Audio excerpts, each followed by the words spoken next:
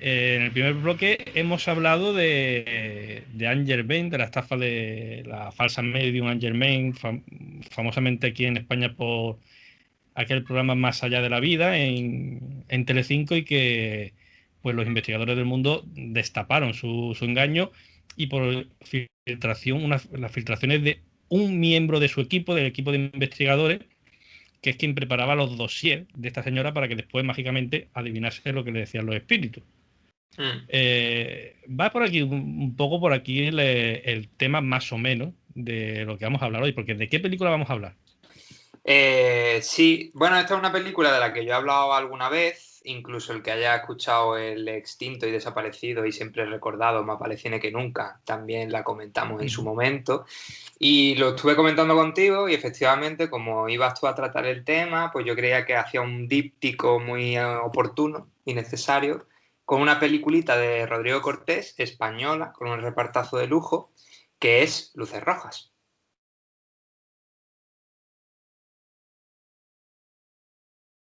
Y la verdad es que tenía muchas ganas de hablar de Rodrigo Cortés en el programa, siempre que puedo.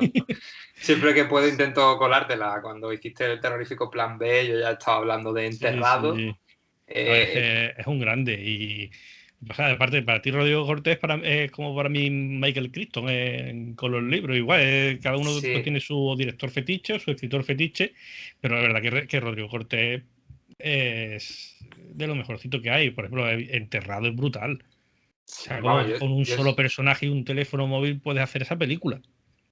sí, además cuando yo, claro, me compré el Blu-ray con todos los extras y tal, de Enterrado, y claro, cuando empiezas a escuchar la entrevista y ves el documental y tal, Sí. te das cuenta de que es un locurón aún más grande, ¿verdad? Tú te lo puedes imaginar, pero cuando ya lo ves y que tiene 7 ataúdes diferentes para diferentes tipos de planos, esa planificación enfermiza antes de rodar y claro, estás ante una cabeza pocas veces vista, incluso cuando le escuchas hablar en una entrevista o en sus podcasts de Todopoderosos y tal, que parece que está leyendo cuando habla y parece que está todo, tiene todo en su cabeza perfectamente pensado y en realidad está Ujú. improvisando.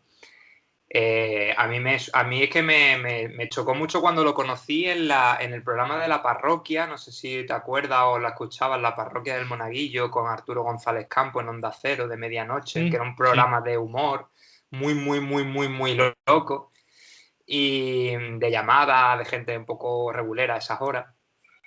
Y de vez en cuando lo invitaban porque era amigo suyo y tal. Y yo cuando lo escuchaba y empezabas a aprender, porque como divulgador es una cosa excelsa, y luego cómo escribe en ABC una vez al mes y tiene sus artículos de opinión. Este verano ha sacado su segunda novela, Los años extraordinarios, que por supuesto me he comprado ya. Y, y estoy flipando también con la novela, o sea que dije, pues vamos a hablar de Luces Rojas, que siempre hay oportunidad. Sí, sí, pues bueno, ha salido un programa temático que creo que es bastante interesante. Lo que tú decías, tiene un elenco de actores brutal. O sea, tenemos ahí a Sigourney Weaver, tenemos a Cillian Murphy, ahora archiconocido por Peaky Blinders, Robert De Niro. ¿Qué más podemos pedir? Sí, incluso Toby Jones, que es un actor que todo el Ujú. mundo sabe quién es, nadie sabe cómo se llama, que es el otro, el bajito, ¿no? Que es un actor inglés muy afamado de teatro y tal, que ha salido en casi toda película británica merecedora. Y sí, el elenco es brutal y Cillian Murphy siempre normalmente a la gente se le olvida, siempre dicen, es que has trabajado con De Niro y Sigourney Weaver. Pero estamos hablando de un Cillian Murphy que ahora, como tú dices, es muy archiconocido por Peaky Blinders, pero que ya por entonces la película se estrena en 2012, ya había sido no el antagonista, pero sí uno de los personajes de origen, había sido eh, el protagonista de 28 días después, que fue una reinvención del Ujú. género zombie, había A mí sido no me gustó, ¿eh? Bueno, a mí sí, a mí sí, pero Sí, sí, entiendo que es sí, una peli yo sé creo que que hay lo mucha hemos gente comentado alguna vez. que le gustó, pero es que a mí 28 días después ya, o sea, a mí ya me mata ya con la escena del mono, los primeros 3 minutos. Mm.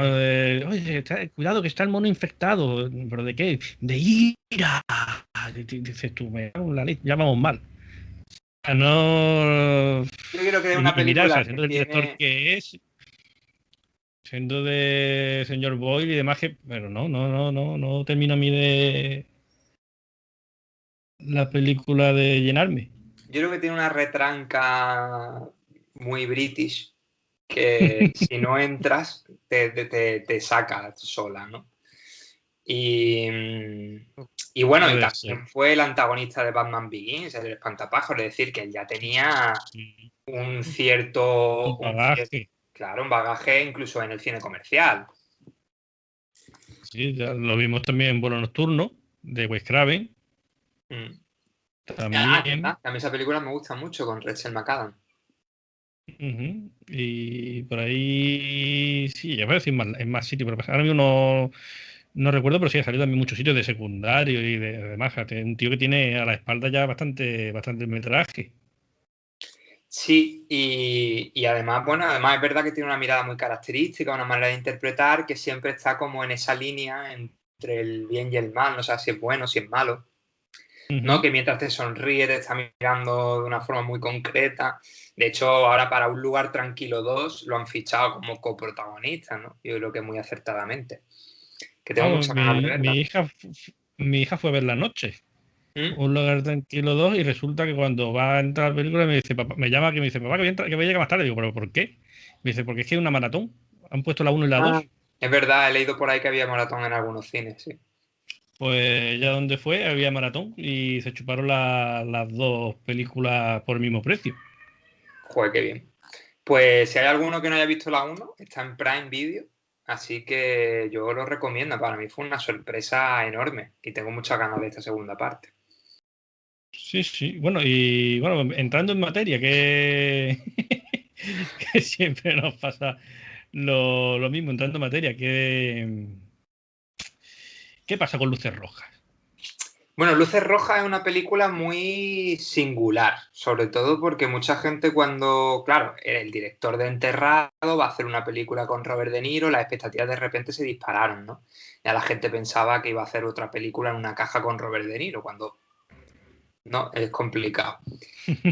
Pero es verdad que yo recuerdo que se generó como mucha expectación y al final es quizá la película que menos ha convencido de su filmografía y yo creo que es una peli muy rescatable.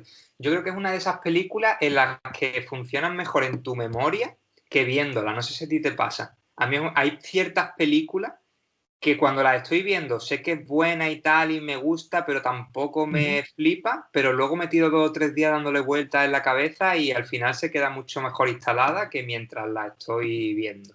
Y yo creo que esta es una peli de ese tipo.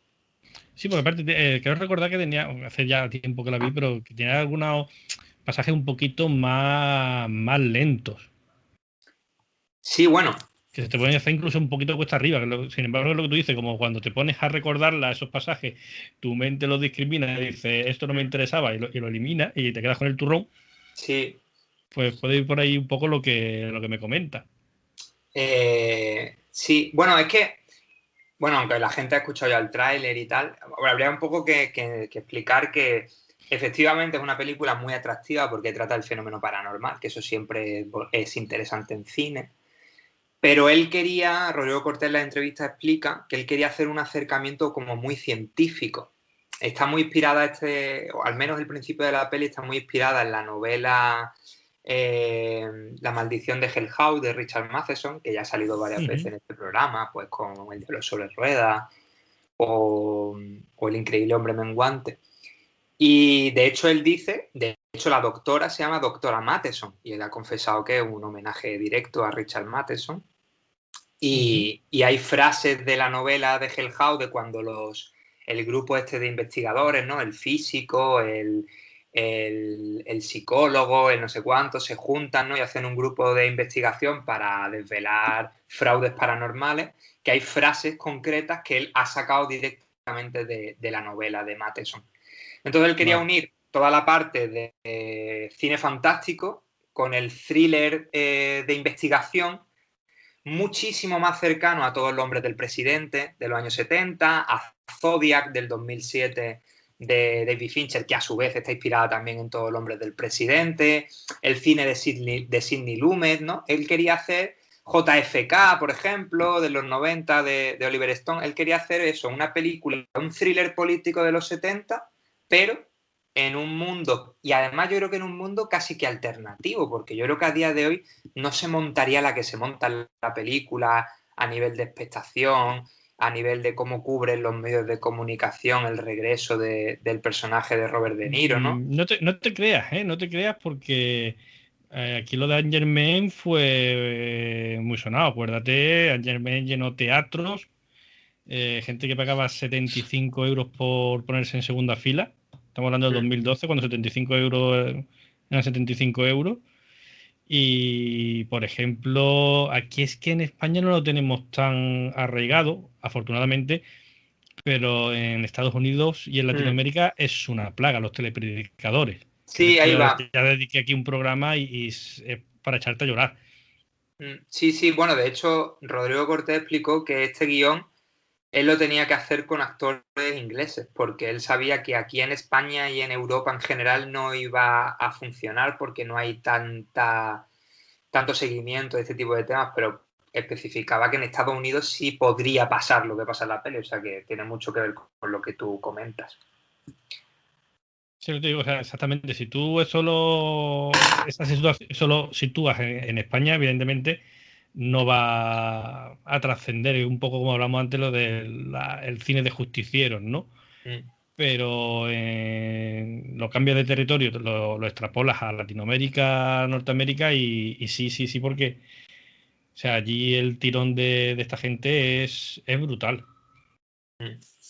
Sí, pues entonces, bueno, a mí me interesó mucho la mezcla, ¿no? Por eso quizá Ujú. también tenga esos pasajes tan lentos, ¿no? Porque es de ir descifrando con un tono detectivesco. De hecho, a mí me pasa lo que te he comentado de que es una peli que mientras la veo no me fascina, pero luego en mi cabeza sí se queda bien estabulada. Me pasa mucho también con Zodiac, que además la volví a visitar Sí. hace un par de semanas y es eso, una película de 2 horas 40, larga, que en realidad pasan muchas cosas allá y tú crees que no está pasando nada, sobre todo porque es una historia en la que sabes que no tiene un final evidente ni claro, Ujú. porque fue demostrado quién fue realmente el asesino del Zodiaco.